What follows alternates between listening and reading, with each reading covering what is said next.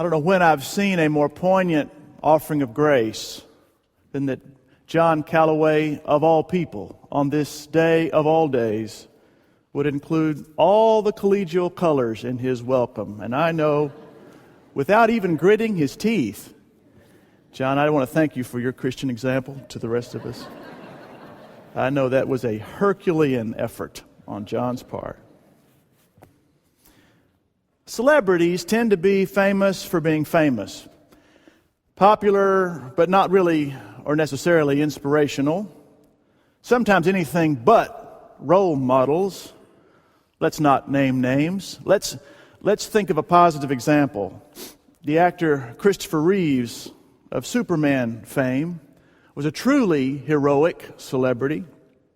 Thrown from a horse, his spinal injury took away every physical ability he had from the neck down. Yet he still went to work, reminding the rest of us that where family and friends, laughter and conversation still exist, life should be celebrated. And most of all, he reminded us that there is always something to live for if you have a dream worth dreaming. His dream, of course, was not merely to improve medical treatment for spinal injury victims. He wanted to walk again and to see others walk. He dreamed big, and he who could not lift a finger moved an entire field of research, leaps and bounds toward that goal. He reminded us that it is essential to first envision the goal, that dreaming is the prerequisite for making it happen. He's quoted as saying, "At first, dreams seem impossible, then improbable, and then inevitable." Each Sunday this Advent, we will be traveling toward Bethlehem, like the Magi, like the shepherds, like Mary and Joseph, but we will mark our progress not in miles, but in dreams. Progressively clearer dreams from furthest to closest until our hope becomes sight. It would help me this morning if you would open your Bibles not only to the Isaiah 2 passage that you heard read earlier, but also to Psalm 122. Isaiah 2 and Psalm 122. I'd like you to see them both so that we can do some comparing and contrasting. We tend to think of Isaiah back in the 8th century as the first to dream of the Messiah.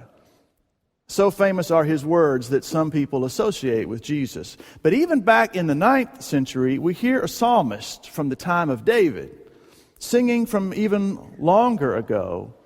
And as you will see in Psalm 122, the songwriter cannot yet see the human form of the dream that Isaiah will see.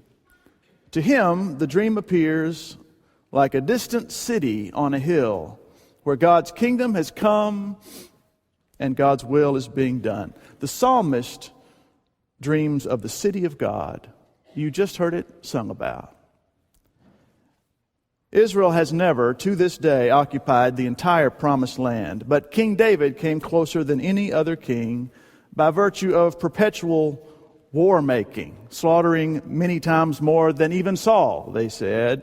And he gave Israel a united kingdom. The construction of the temple had to wait for his boy Solomon to come after him. But David brought God's throne, the Ark of the Covenant, to the shrine, probably a Jebusite relic, at the center of Jerusalem. And he fortified the city's walls. And when there was peace there, it was the kind of peace that the Romans would later call peace through conquest, if you get my drift. But read this psalm as a conqueror and you get it wrong. When we Americans read it as an established superpower, it reads like boasting nationalism. Read it instead as a song of the powerless and the oppressed who had only dreamed of such a city. And it takes on an entirely different meaning. You had to have known defeat, to have been without sanctuary, forced under the lash, to build temples to false gods, and now be worshiping the God of your parents' in the holy city, to fully appreciate the emotion of, I was glad when they said unto me, let us go into the house of the Lord. You had to have been dragged away from your burning village, kicking and screaming, to know the thrill of ascending the steps of the sacred mountain and singing, our feet are standing within your gates, O Jerusalem. You had to have been wounded or seen those you loved killed to know the power of peace be within your walls and security within your towers for the sake of my relatives and friends.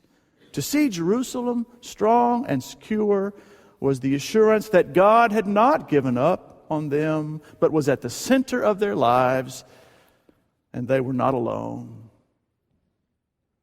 2 weeks ago, I rounded the corner out here to see Katherine Johnson standing at the Welcome Center desk, former member here and deacon.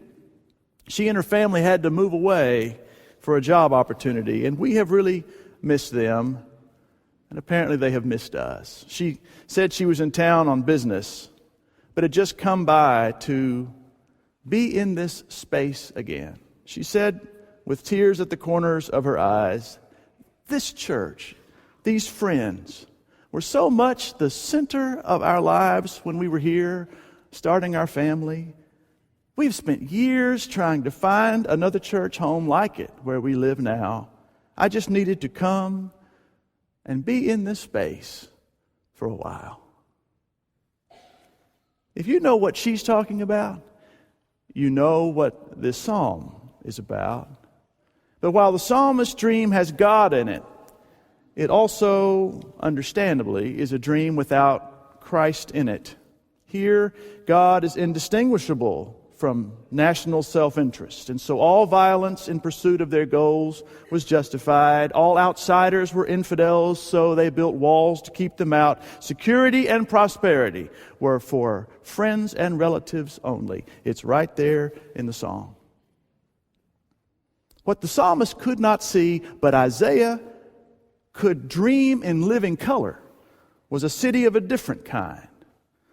A kingdom for all people, all kinds of people, for outsiders too. And when you include outsiders in your definition of peace and prosperity, you take a very different road to reach that dream. Our military leaders on the ground in Afghanistan say that laptops are more valuable than weapons because the more information they have, the less ammunition they need.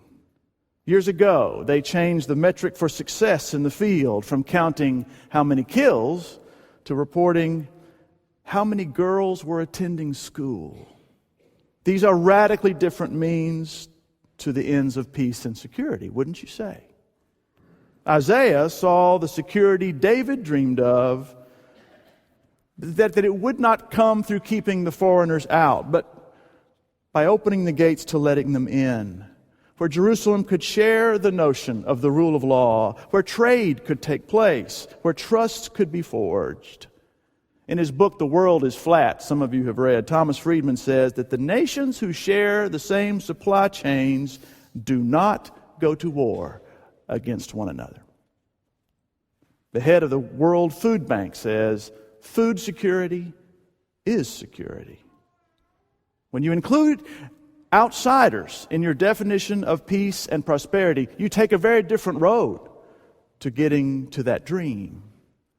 Our nation is still learning, still spending trillions on weapons and only 1/100th% on foreign aid. We are still more like David, spending his fortune on war instead of the things that make for peace. But we are learning.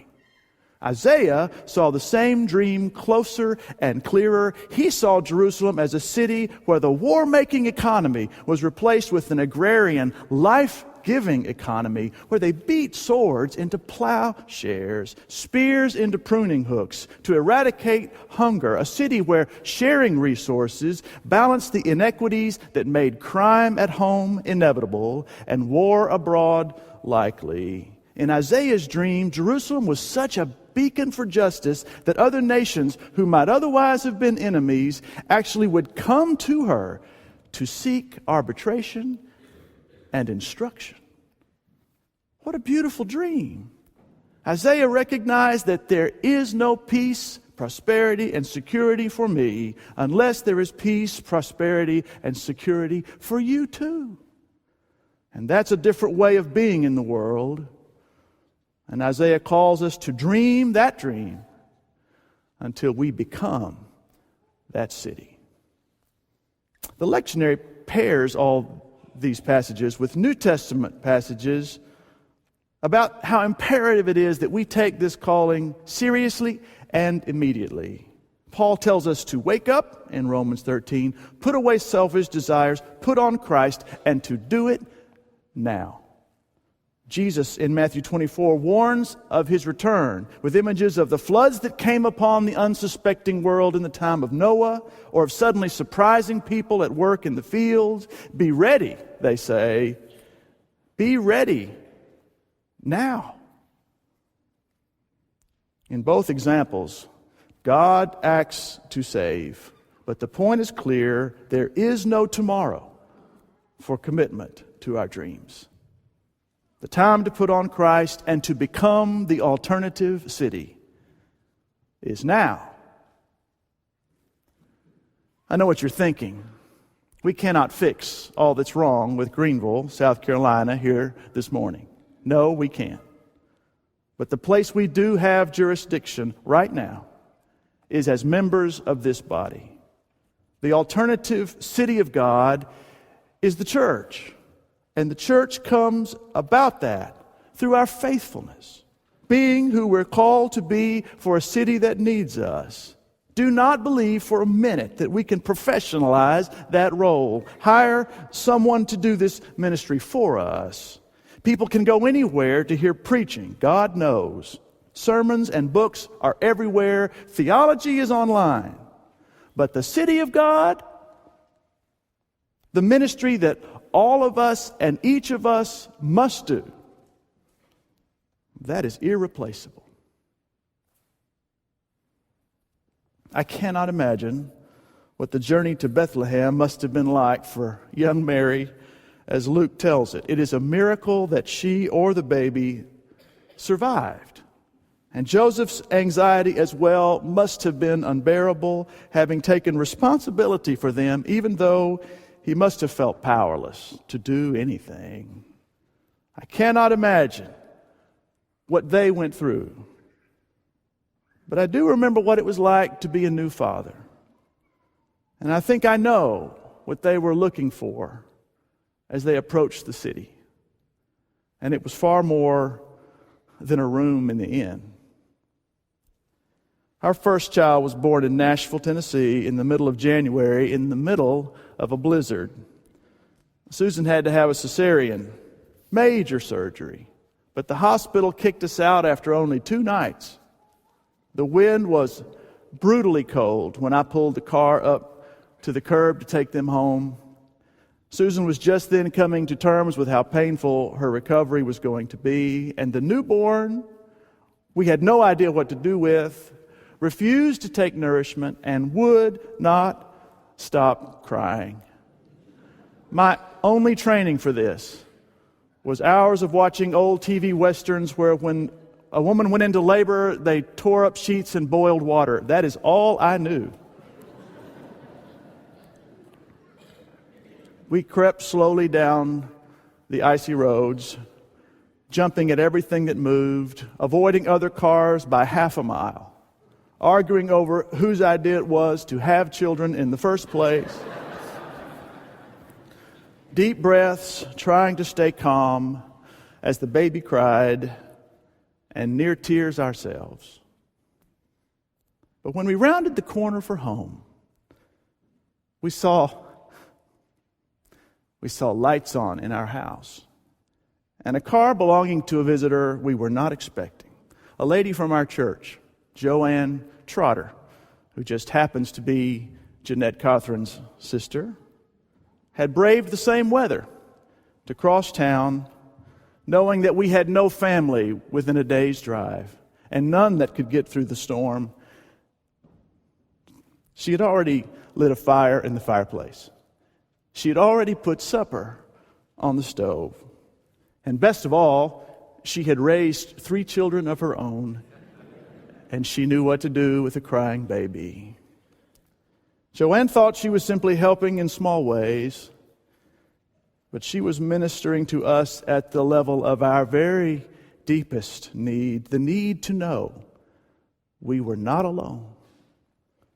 That even in that frozen over city, with all its doors locked tight, we belonged to a different kind of city, a family of caring people who were pulling for us and praying for us and looking out for us and actually finding joy in helping us.